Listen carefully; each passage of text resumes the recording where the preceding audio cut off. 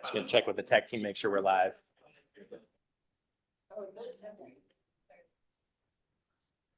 All right, we are live.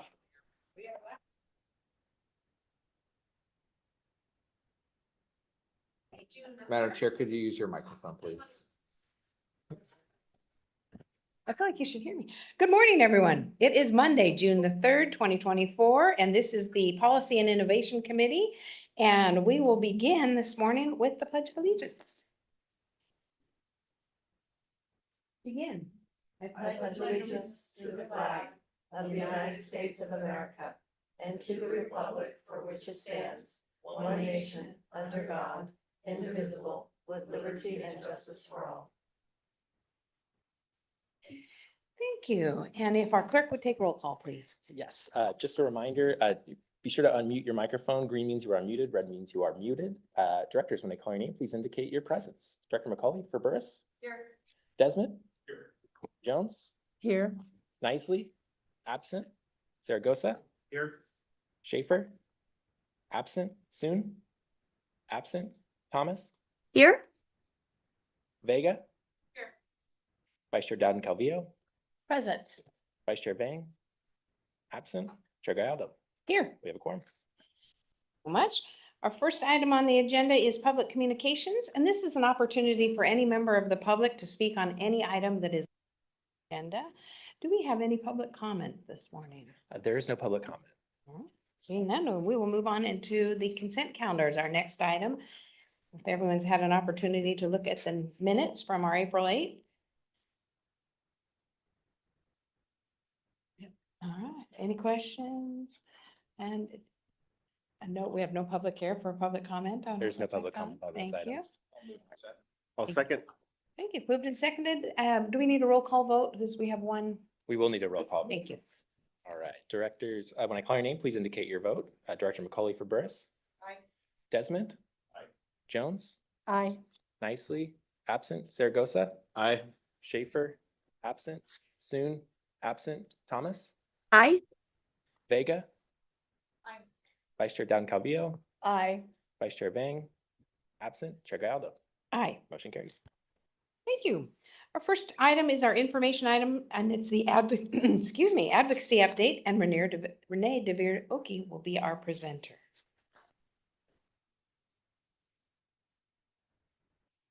Is it on now? There we go. All right, I can hear myself. All right, good morning, Renee DeViroki. So this is an information item today. So we have Chris Lee here from our political group to provide us an update on what's happening across the street.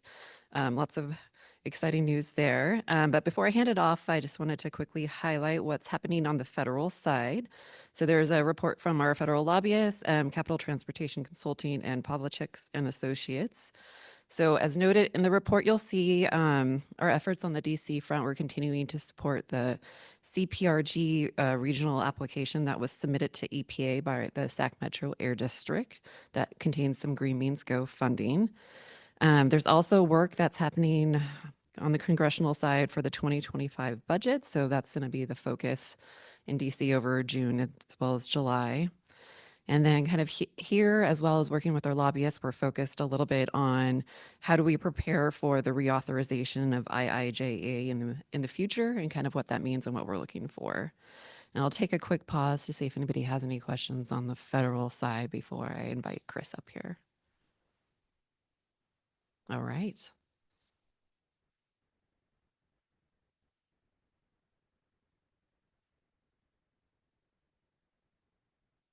Good morning, Chair and committee members. Chris Lee with Politico Group here to give you our state advocacy update. We're going to start off talking about budget, particularly the funding for the regional early Gosh, I can never REAP 2.0 program. We all are talking in acronyms about that one now because I think we've done a good job conveying the value of the program as well as transportation.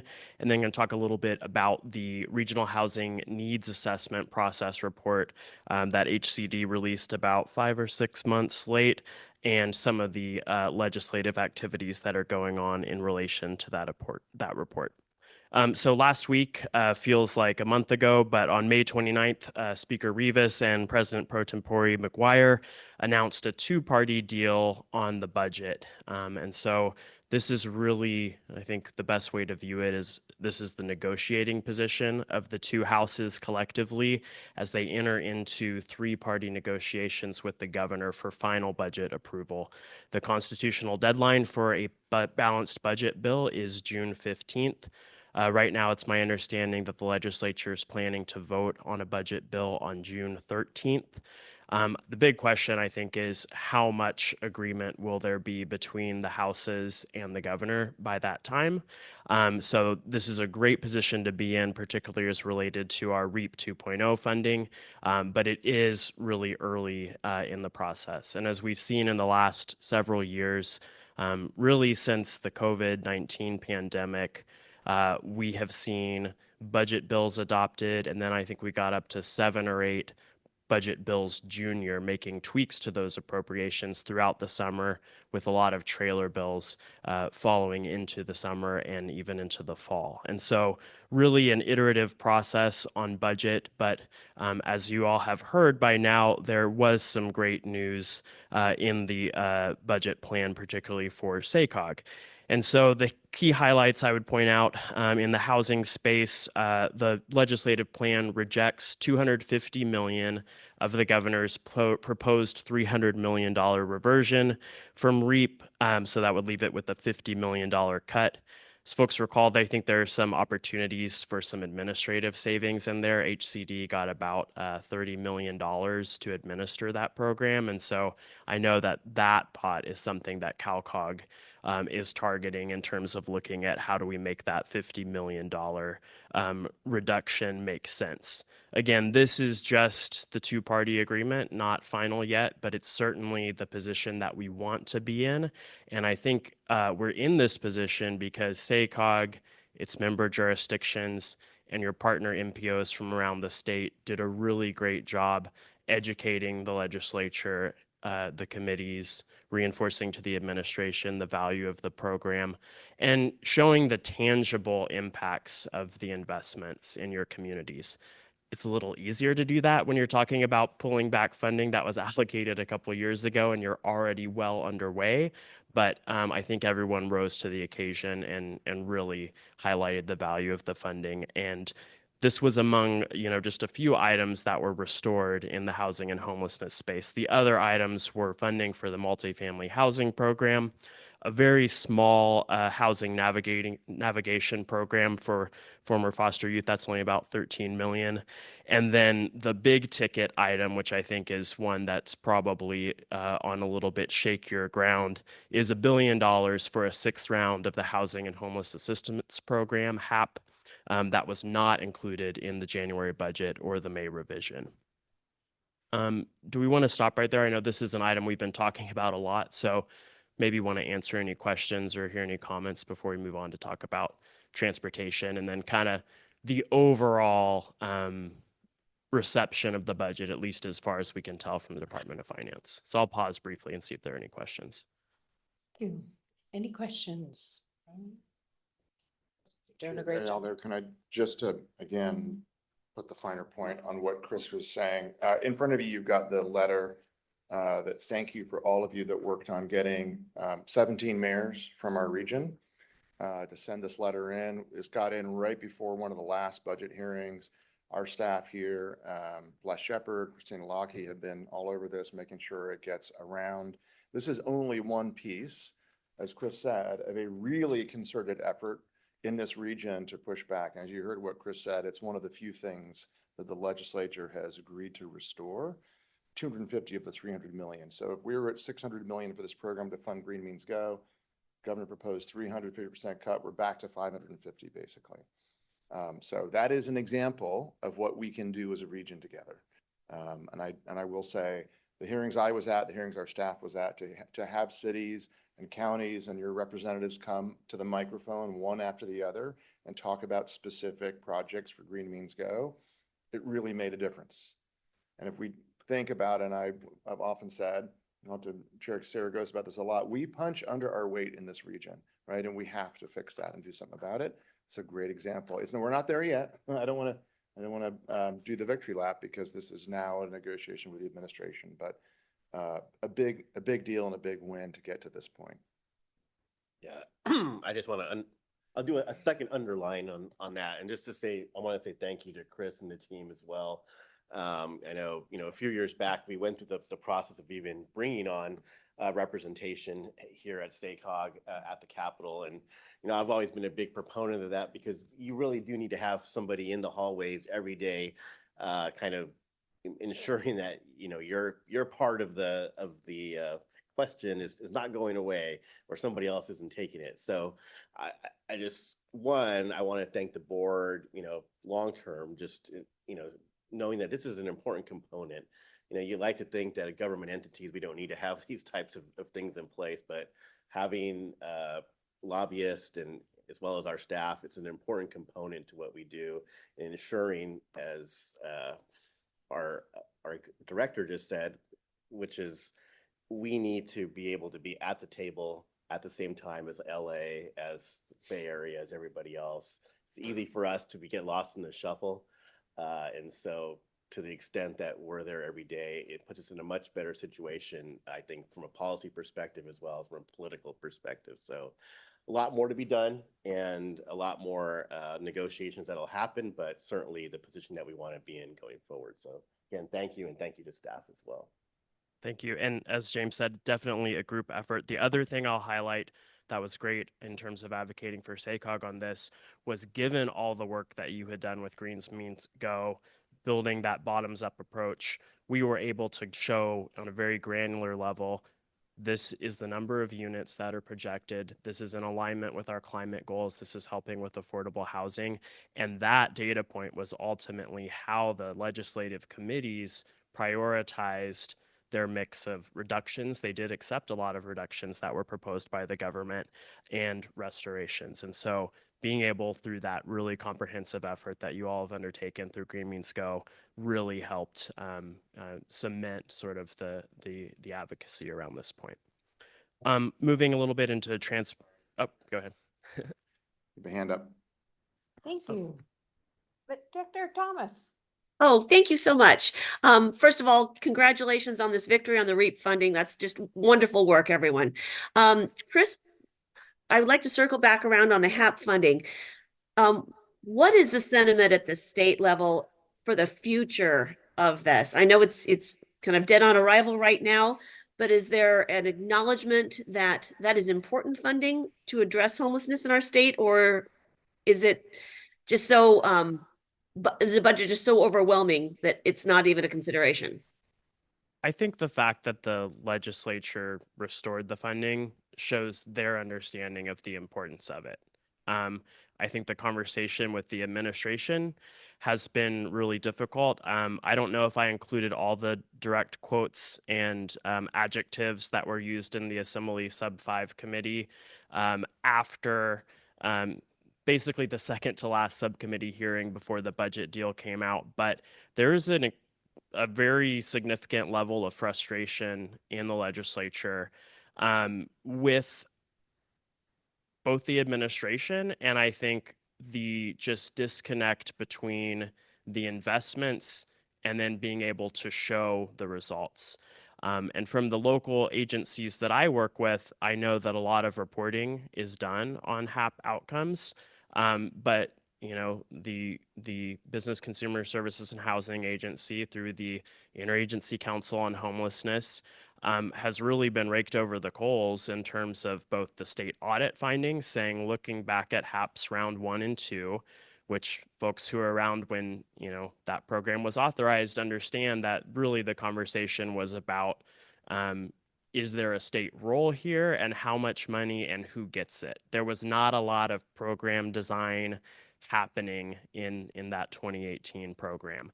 And as the rounds have gone on, The planning requirements have gotten much more extensive. The reporting requirements have gotten much more extensive.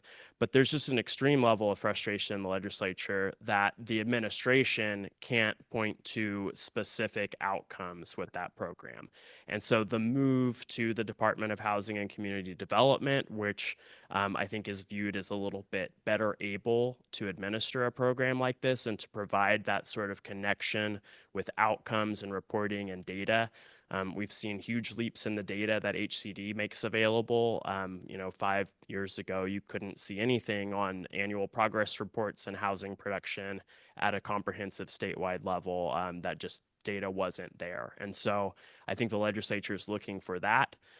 They were incredibly frustrated in the assembly that after, if you recall, the early budget action package where they said for the budget acts of 21, 22 funds that haven't been encumbered yet, we're going to freeze those. Well, right before the effective date of that agreement, the encampment resolution funding grants were awarded to folks around the state. So that was money that wasn't encumbered, would have been subject to the freeze, pushed it out, I think, a day or two before the deadline. And that's a program that the legislature, especially the Assembly Subcommittee, was really targeting, saying there's not clear outcomes here. We might just be moving people around. We think there's better evidence in the HAP program. So I think there's by all levels of government, particularly in the legislature, about the administration's ability to show the value of the investments, just a lot of frustration. So I think it will be interesting to see how this item works out over the coming weeks and months. But I think the important context to put it in is that all of the HAP funding, while it's awarded in 1-year installments, has a 3-year timeline. And I think many jurisdictions, not all, many jurisdictions have taken that into account when developing their investment plans.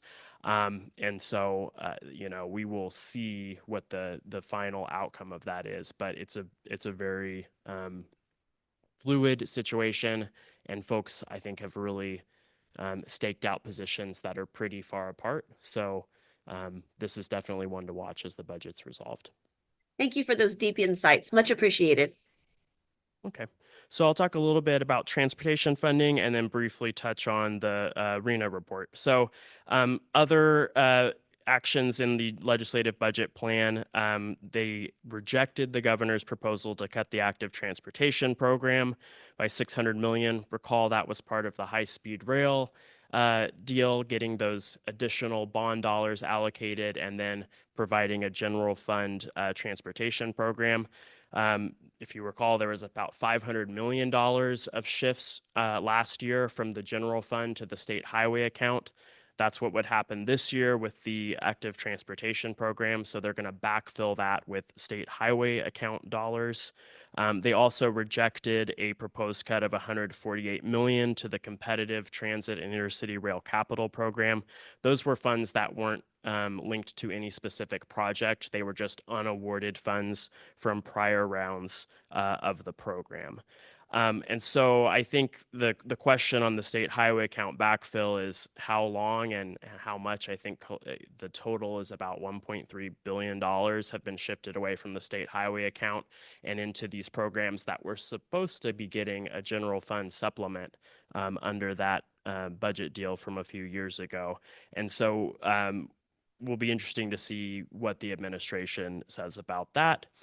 I continue to be impressed by the advocacy for transit funding. So the basically about $5.1 billion deal to help transit agencies continue to adjust their operations after the significant changes in the COVID-19 pandemic. That funding is all intact still. There's a little bit of additional deferrals, and I have to get my chart out here. So if you recall, it was originally for the Formula Transit Intercity Rail Capital Program. So this is the SB 125 funding that's going through the regional process.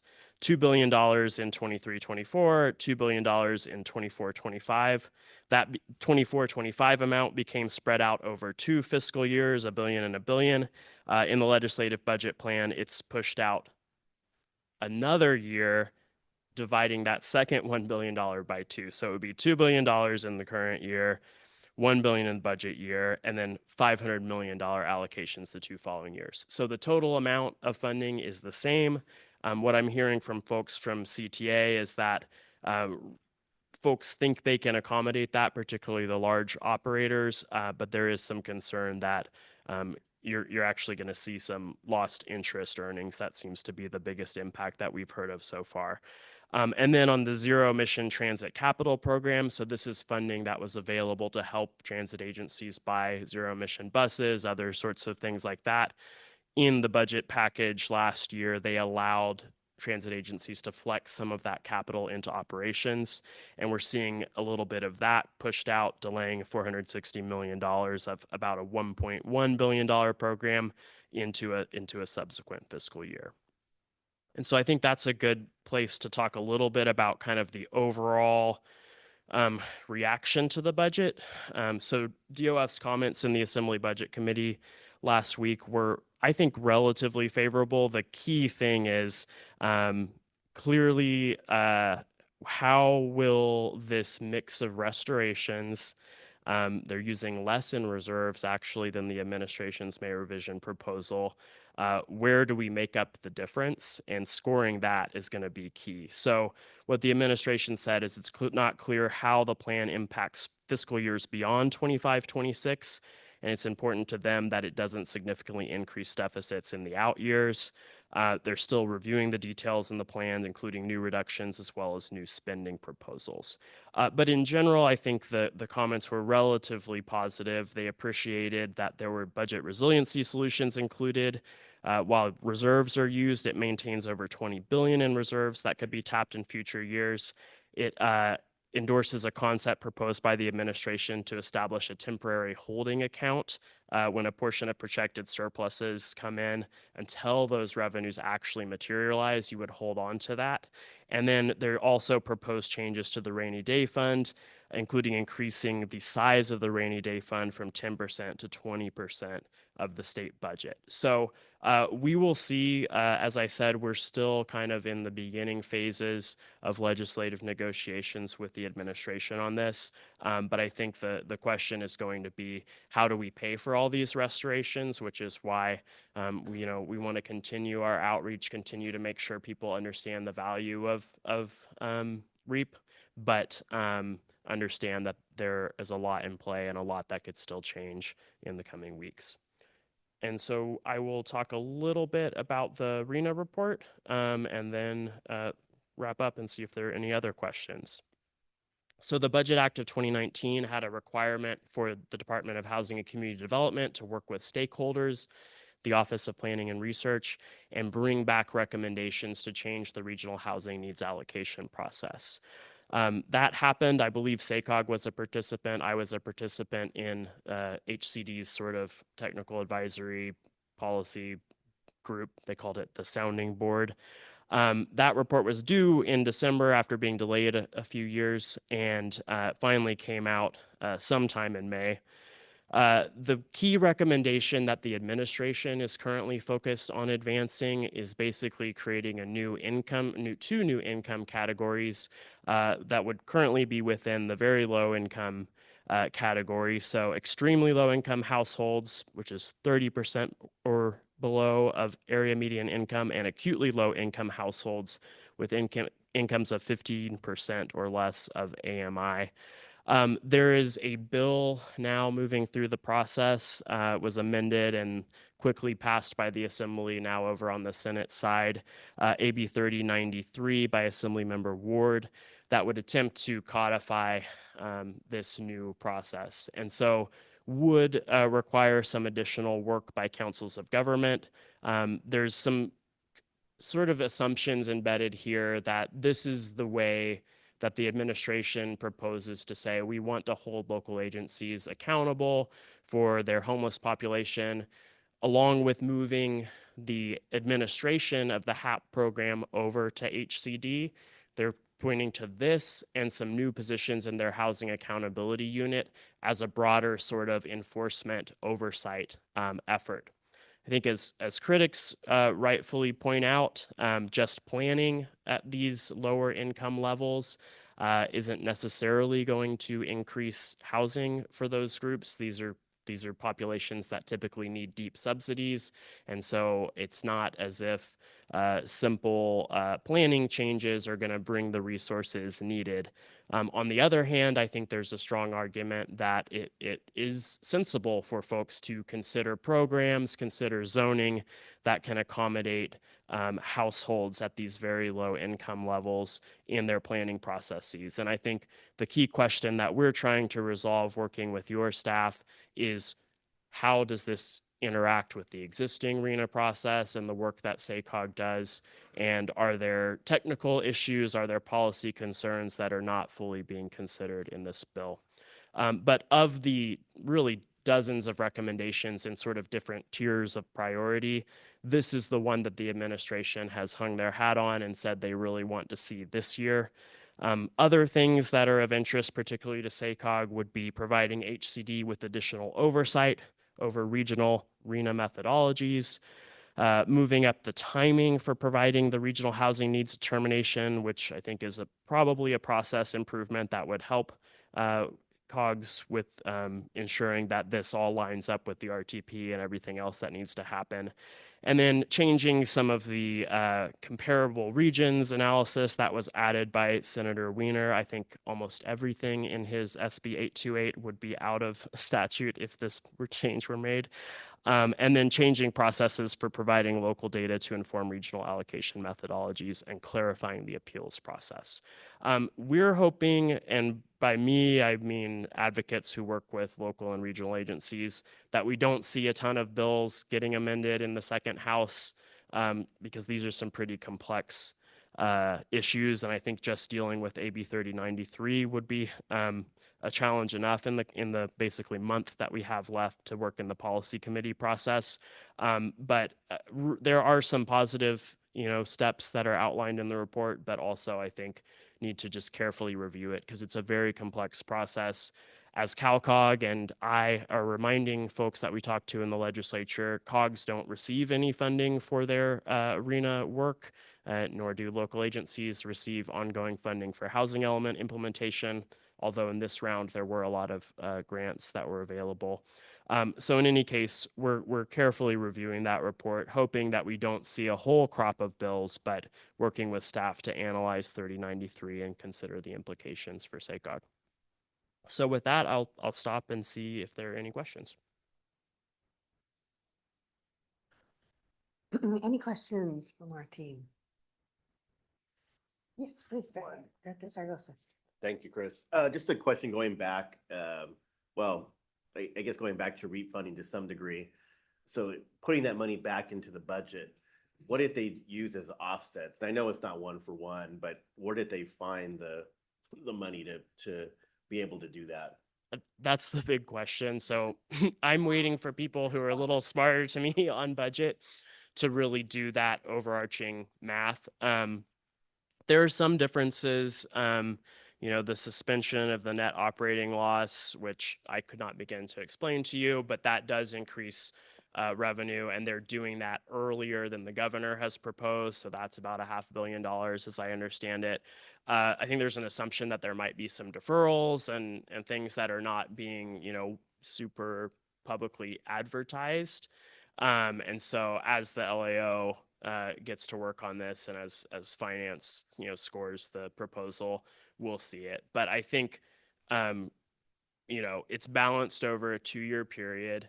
And so I think the key question, and those comments from DOF sort of pointed to this, is, well, what does that mean for budget year +3, budget year +4? And right, because we had already seen, I think, the LAO after the May revision was saying out year deficits of like $5 billion and then $10 billion, which was a significant improvement from their December outlook. But I think that's probably where it will be, is looking in those out years. All right. Thank you. Thank you, Chair.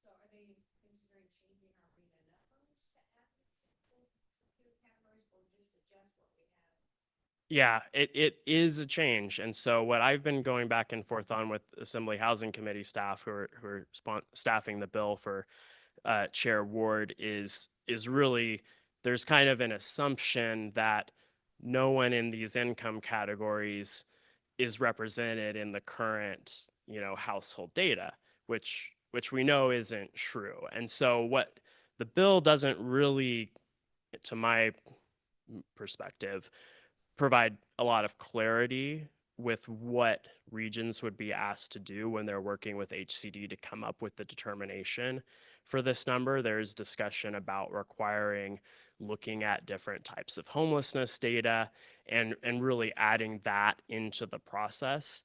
And so I think parsing out, is it better to just make an assumption? Because under current law, there is an extremely low income planning requirement.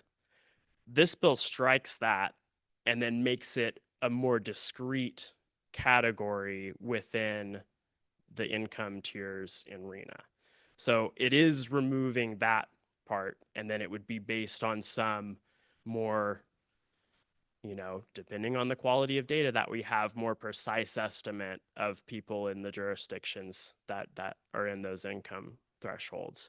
The thing that it doesn't adjust is a relatively new requirement in the housing element that you make sites available for shelter purposes that can roughly accommodate the homeless point in time count numbers for your jurisdiction. So that's still in there. And I think reconciling that is difficult. So, I think the big policy question is, I think everyone recognizes that there's probably some value in planning better for these income categories.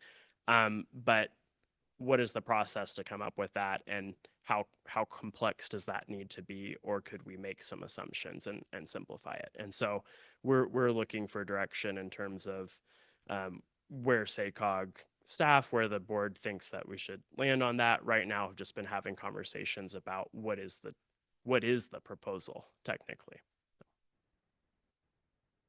Thank you. Any other questions? All right.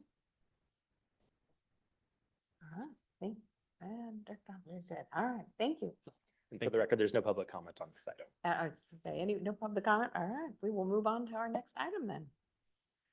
Next up is our 2025 blueprint, and Zach Miller will be our presenter.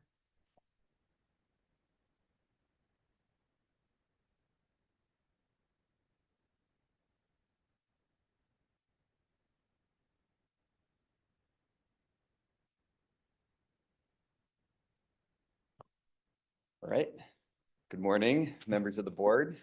Zach Miller, and I am program manager for the 2025 Blueprint, our Metropolitan Transportation Plan and Sustainable Community Strategy. So we really wanted to take this opportunity here today to provide you a sneak peek of what staff will be asking that the Lunar Committee this coming Thursday recommend to the board later in the month. So today I'm just going to be providing a brief overview of what has occurred over the past couple of months, April, May timeframe, those two board meetings and committee meetings, as it relates to the 2025 Blueprint, of course.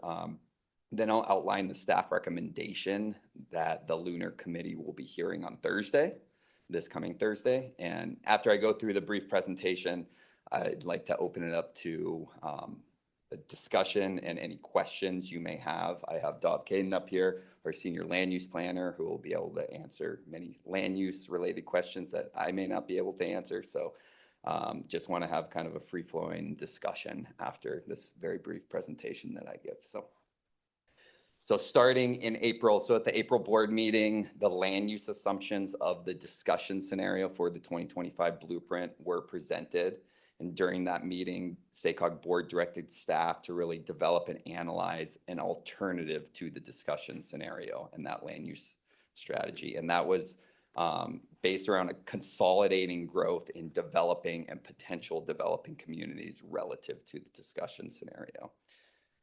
So the real purpose of this, which we named option 3, complete communities, was to have fewer developing and potentially developing community areas in order to show more complete build out of those area types.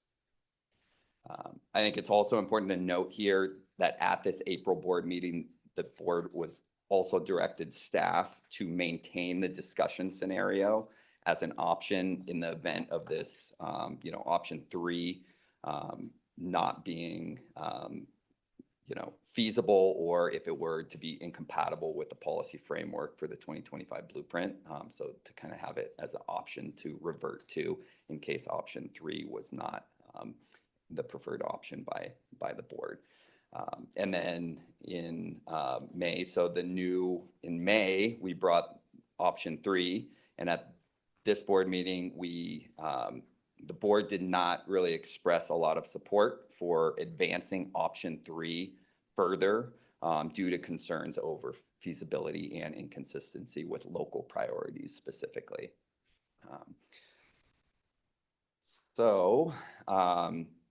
At the May board meeting and from local agency staff, we also heard the desire to potentially shift land use allocations to a larger number of developing and potentially developing communities for some jurisdictions relative to the discussion scenario.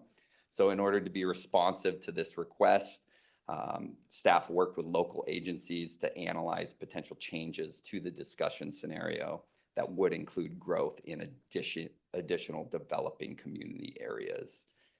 Staff ultimately concluded that such modifications couldn't really be justified given the sum of the total impacts, inconsistency with prior methodology to develop the discussion scenario, and the potential erosion in the performance of the entirety of the plan if we made some of these land use changes.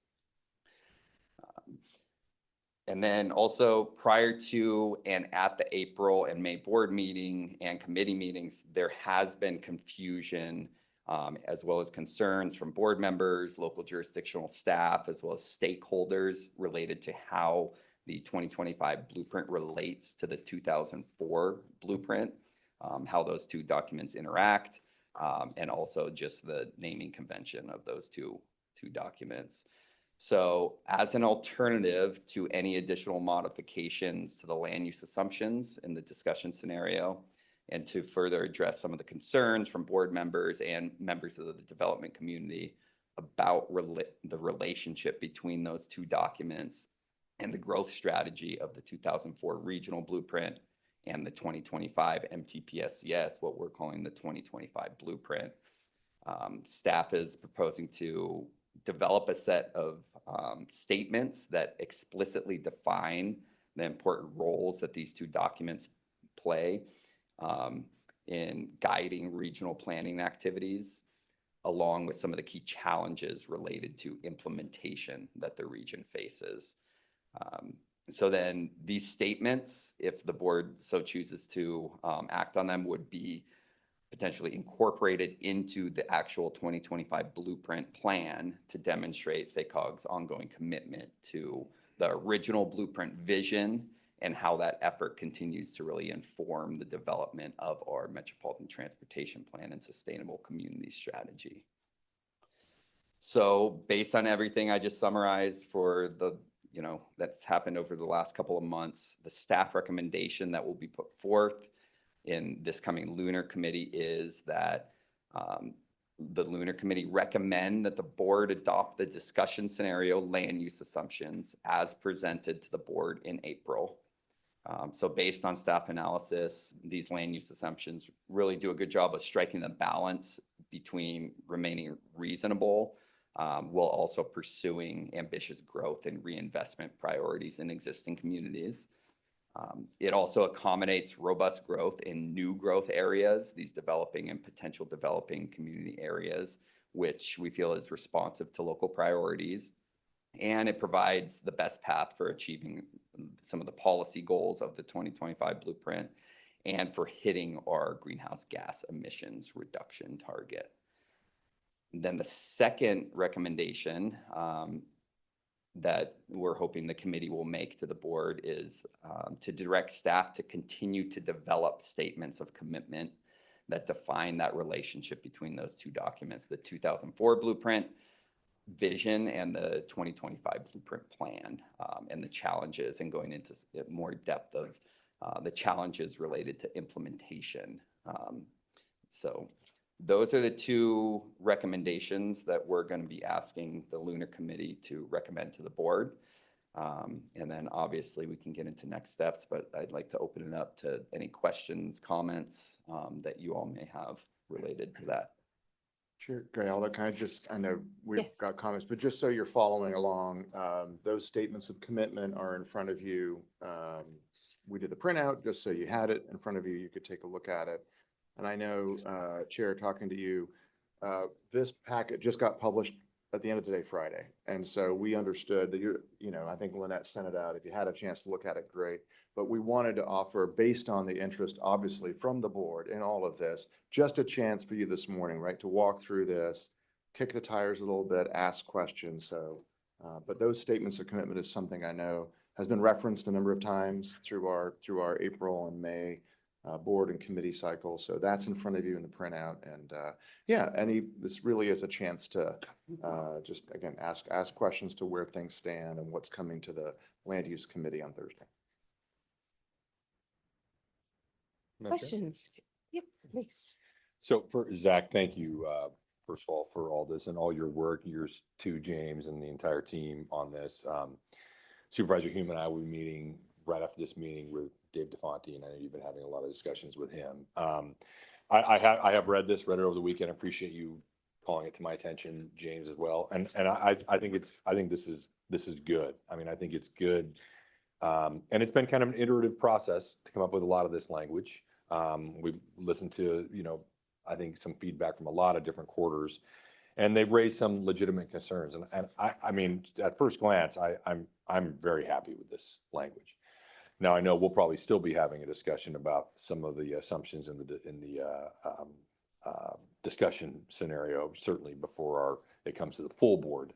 But I just want to thank you for your efforts, and I think I feel like we've had really great discussions, and you've certainly heard, I think some of the concerns we've articulated from Sacramento County anyway. And I think sometimes it's just really a matter of articulating how inherently complex this discussion is, how many different factors are involved in this kind of plan. So I'm optimistic.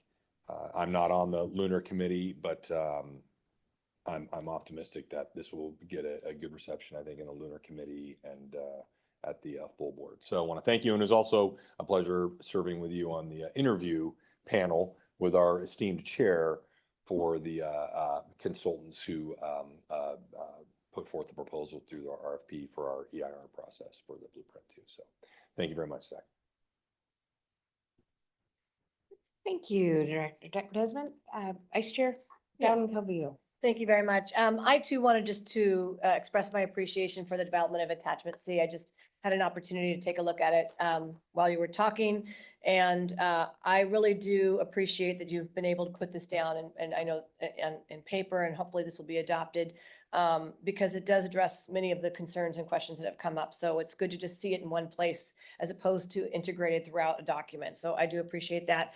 Just one question on item 3, the land use forecasts of the MTP SCS is consistent with and developed from local city and county general plans and policies. And can we put a qualifier, just say as in place by whatever date it is? Because I know several of us are going through the process of amending our general plans. And so when this is in effect 5 years from now, it may not be consistent with our general plans as amended. So whatever version of the general plan, if you're going to say 2024, that's fine. But just so that you carve out a date and we know that it's consistent with that general plan at that time. So that was just the only suggestion that I had. Thank you very much. Appreciate it. It's a great point. Yeah. Yeah, we'd be happy to add that in. One just quick caveat to add into that is that we are not necessarily cutting off existing general plans as of today. If there's a concrete, specific plan or update in the process, that we have a good sense of what it's actually going to look like once adopted, that is incorporated as well. But to your point, there's things that will happen in 5, 10, 20 years that of course we have no idea about. And so Sure. those are not reflected. So we can definitely add that. And I say Auburn is in the process of updating its general plan and we're just in the infancy stage. So I can't even give that information to you, but it just kind of nails it and makes it clear that you're referring to a document in time. So Absolutely. thank you. Thank you, Madam Yeah, Chair. thank you. I think that's a great piece of input. Any other questions, Sarah? Yes, I please. just like the second, Ms. Dowden Pelvio's point. It's very good point that we change our general plans all the time. So at this time, while this is in process, I think we really do need to incorporate at this date and time, it is consistent with all of our general plans. So I just want to bring that point home. So thank you. Thank you. Any other questions? Thank you. Well, I guess I agree. I think that's a great item to identify and put in there and summaries. And I also really appreciate the summary piece of this, so I'm not having to dig through and try to find it. So I appreciate that very much. With that, do we have any public comment on this item? There's no public comment. Chair Gallagher, can I also just say, I know a Please. number at the board meeting, not that long ago, last month, a number of comments were made on that option 3. Remember, we looked at the option 3. There was some concern, to put it mildly, but we've gone back and met with just about every jurisdiction and staff. We've met with every development team that wanted to come in and talk to us and give us more information. I think the only one we have left now is the City of Lincoln that's going to come up on Wednesday. So just so you're aware, I'm sure you expect this of us, but we have been working very hard. The team here has been working very hard, right? Just to chase that all down. So that is all happening. That is ongoing. And back to the blueprint, we appreciate, and Director Desmond said this, you've heard us, that's our job, right? Is to listen to you and all the stakeholders. There was never an idea about replacing the old blueprint, right? The idea was, hey, it's 20 years since we did the 2004 blueprint. A lot of people have forgotten about it. Let's rebrand it and remind everybody. And we didn't really realize how much it would remind everybody of the 2004 blueprint. I think it's unintentionally done its job. But to make sure that people understand that if you're worked really hard to be in that 2004 blueprint, you're still in that 2004 blueprint. We're going to recommend, and we've been talking about actually pulling the old blueprint from 2004 kind of into the front of your plan next year. So it's still the vision. It's not a specific, it's a vision document, right? So we see that in there. And our 25-year plan has always been an implementation strategy for that vision.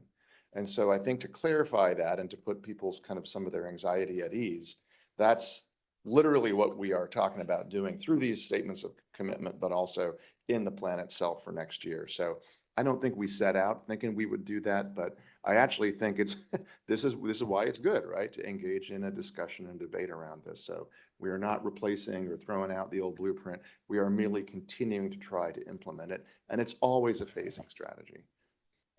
And Madam Chair, I really appreciate that because I think it was important to really bring that to the forefront, and it may have kind of been hidden away, but it's up front now. So thank you. And I appreciate your thoughts about bringing this into the plan and, at the beginning of the plan too, for the update for 2025. So thank you.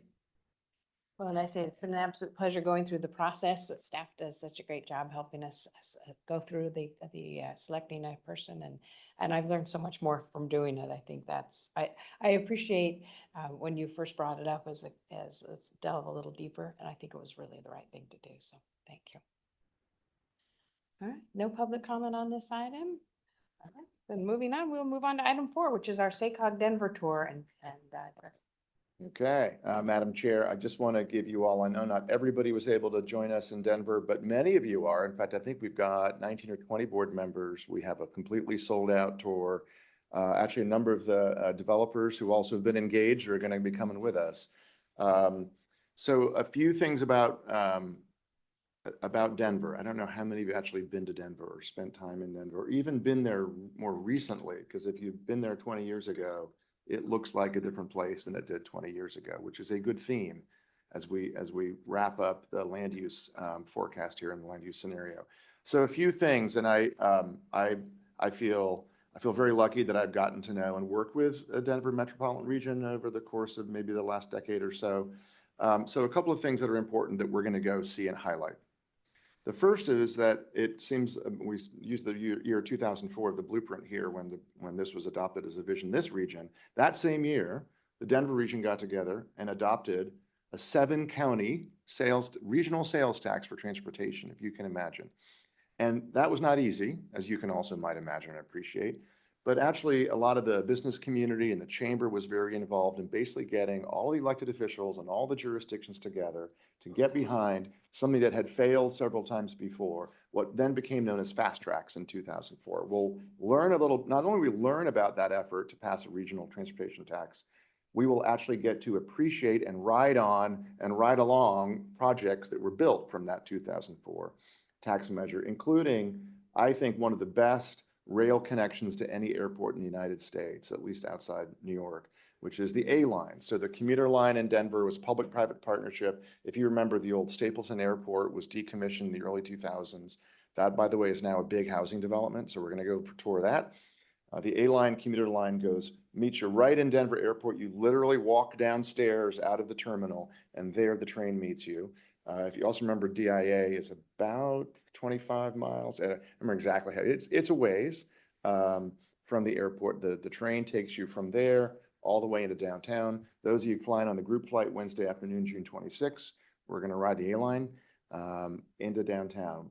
For transportation, since 2004, we're going to look at some of those projects. We're going to talk with the Colorado Department of Transportation about tolling and toll projects, since that is such a big deal for our region coming up. We're going to look at future bus rapid transit projects along some older suburban corridors. So there's a lot on the transportation side, but you will find a heavy emphasis on housing and redevelopment and infill and new suburban growth. It is remarkable, I think, what the Denver region has accomplished. The Denver metro population is about 3.3 or 4 million people, which is about what we estimate at the end of our 2050 plan we will be at. In some ways, you might think of Denver as us in 20 years. And so just to kind of put that a little bit in perspective, you know, for a lot of the projects and the redevelopment projects that we think, well, it's really hard to get a lot of this infill to happen, or the redevelopment, right? So 20 years ago, Denver scraped a huge regional suburban mall that was failing. And they redeveloped that into mixed use in a community called Belmar, a suburban community. We're going to go look at that now. You have no evidence of the former mall there. It was a big sort of super block. So we're going to go and see that. The Lowry Air Force Base, a decommissioned Air Force Base. We want Beale to stay in business. I want to be very clear, very happy about Beale, but interesting, right, in terms of a large piece of land. Lowry Air Force Base decommissioned 20, 30 years ago, and slowly now beginning to redevelop and at a sort of a medium density. So we're going to go see Lowry Air Force Base as well. We're going to look at some affordable projects. We're going to be riding some of those, again, light rail and bus lines. And we're going to hear from some of the region's electeds. Our sister agency in the Denver region is DRCOG, Denver Regional Council of Governments. One of the cooler acronyms around, by the way, DRCOG. You imagine them in their white coats. DRCOG. Like, here's your prescription. Yeah, sure. We could have fun with that. But anyway, they're very excited to host us. They're going to have some of their electeds there who are your fellow board members in the Denver region. So we don't have a big program Wednesday when we get in, but the program really begins Thursday morning, all day Thursday, and we're gonna have a group dinner Thursday evening, most of Friday. Again, many more things we're going to be seeing. You got a little bit of the itinerary in front of you. I think it actually cut Friday off, but so you got that at your places. I will just say, if you're on the group flight and if you fly at all these days, you realize this is what happens. Southwest has moved our return flight from mid-afternoon to, I think, 5:30 or 6 p.m. I don't remember it, but they pushed it back. So we are now returning a little later on Friday. What's that? Is it okay? Well, if it's a problem specifically for any of you as individuals in terms of your itinerary, let's talk about that. There was nothing we could do, and we got really good rates on the group flights and everything else. And we're staying, by the way, at the Brown Palace Hotel, which has its own really interesting history. So we're looking forward to the trip, looking forward to having many of you. And with that, that's our preview. Who's been to Denver recently? I'm curious. 30 years through the chair. I think The 20 Rockies years. were relatively new, so yeah, I'm very. Like 20 years, except for the airport. I've been to the airport a couple of times, but That's about it. Yeah. I was Yeah, thinking the well- same thing. Yeah, I've been there. No, it's been 20 years. since I've- Well, that's great. And again, again, the old Stapleton Airport that is now redeveloped is a really big, major community called Central Park. I think you're just going to see a variety of urban infill, suburban redevelopment, right? Large scale, small scale, affordable housing. We're going to be talking to, I think we have one of our partners from Enterprise Community Partners going to be talking about affordable housing in Denver as well. We won't spend a lot of time on this, but I will tell you, the mayor of Denver has a major homelessness initiative in the city. So I know that's of interest to many of you. So I think it's going to be packed with really good information, and we got a great group going. And I want to finally thank SMUD. We always look for sponsors on these trips, and SMUD has graciously stepped up to sponsor our dinner. And I believe one of the board members from SMUD is coming, I think Director Herber. So with that, And I may have missed about, how many people are coming? You said? a little over 30, Okay, great. over 30. It's a good group. Yep. Yeah, I mean, and I think, I mean, these are great. This is something that I really wanted to do this year during my chairmanship. Because it's just, I think not only do you learn so much, because it's, you know, you can have people come in and give presentations, but it's not quite the same as being there, seeing it, writing it, going down their streets.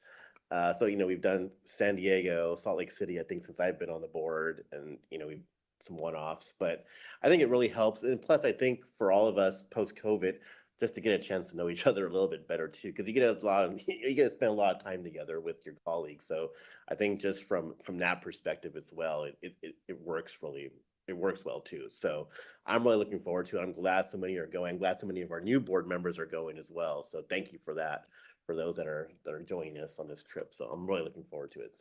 Thank you, James. When I still think back to, as part of Cap to Cap, and we did the side tour at the Maryland. Looking at, on a paper, at the mix of single family home with those patio homes with the paseo, but seeing it was a complete different viewpoint for me. It really it helped tremendously. I think the same thing with Salt Lake, seeing that planned community and how it works. It really is beneficial. So I agree. Any other comments on Denver? And hopefully we'll, all right, any public comment on this? Just a item? quick request. Could Okay. I get, I was trying to find that. Could someone print out a copy of the itinerary for me? I was looking for it now online, but Without all my notes on. Yep. yes, without. Copy of the itinerary, yep. Thank you. I Yeah, I got you. just was Include the trying to find Friday it. piece. Thank you. Robert, Thank any you so public much. comment on this item? There's no public comment on this item. All right, thank you. Well, then our next item is our receive and file. So anything, any comments, any concerns? This is on the financial report. All right, seeing that, anything else, anything good for the order? Anything exciting we need to know you would like to share? Sure, Gail, just a couple of seeing none, I think, a couple of housekeeping items. Remember, our board meeting is in Yuba City this month. So the full board, we're very excited. They're very excited to come up and host. And it's really, again, as we've done this before, it's both Yuba City and Sutter County. So our directors Harris and Baines, very excited you're welcome up to Yuba City. And there is a pop-up mobility hub happening. Stay tuned for more details, but if you can get there a little early, beat the heat. We've talked a little bit about these mobility hubs. It's actually coming to the Transportation Committee this week in the full board, these design guidelines we've worked on. What does it look like in a smaller community like Yuba City? I also want to reference, I believe, Robert, that we are going to, because we've had a number of board meetings that have run long. Chair Saragosa has asked us, could we start any of these a little earlier? And so as long as I'm looking at our Colfax board member here, if she's up early, usually I have a feeling 9 a.m. start, right, for the Thursday, August 15th. Correct. All right, board meeting. So because there'll be a number of items on that agenda as well. So just try to get out of here at a timely manner. I see all of you like itching at 11:15. So like, I'm getting nervous. I'm like, I got to get you out of here on time. So and we just have so much work, especially with Blueprint. It's, things have gone long. So appreciate the earlier time if it's possible. And then finally, just the lunch on Thursday coming up. We talked a lot about our land use committee with the Blueprint item, but first of all, any of you as board members are welcome to attend any committee meeting. So just so you know that, let us know if you're interested, even if you want to zoom in and listen. But also we've done these luncheons from time to time. And given how much interest there has been from all of you on transportation projects, transportation funding, the future of funding, what happens with the gas tax in 10 years because it's eroding and we have less revenues? What is this vehicle miles travel tax? And, so all of that will be the subject of the lunch coming up on Thursday from noon to 1, which is an extension of our transportation committee. So you're welcome to either attend in person, enjoy lunch, or Zoom in for the noon hour. I have one. Yes, please. So on behalf of Supervisor Thomas and myself, if you're in the area, June 13th through June 16th, it's the El Dorado County Fair. So please come on up, say hello, have a hot dog or a turkey leg, and enjoy our El Dorado County Fair. So thank you. I'm hoping that at our meeting in Yuba City, we'll be enjoying peaches. Is it peach season? Do we get to, hopefully there'll be some Might be a peach little late, stands but around maybe, there. yeah. Live Oak, our member from Live Oak is a peach farmer, so. Yes, yeah. yes. I've gone out to those spots. The good news is we know some people. Yes. I know how to get to that peach farm. I don't know if I can find it again. I got home. All right. Well, thank you all so much. I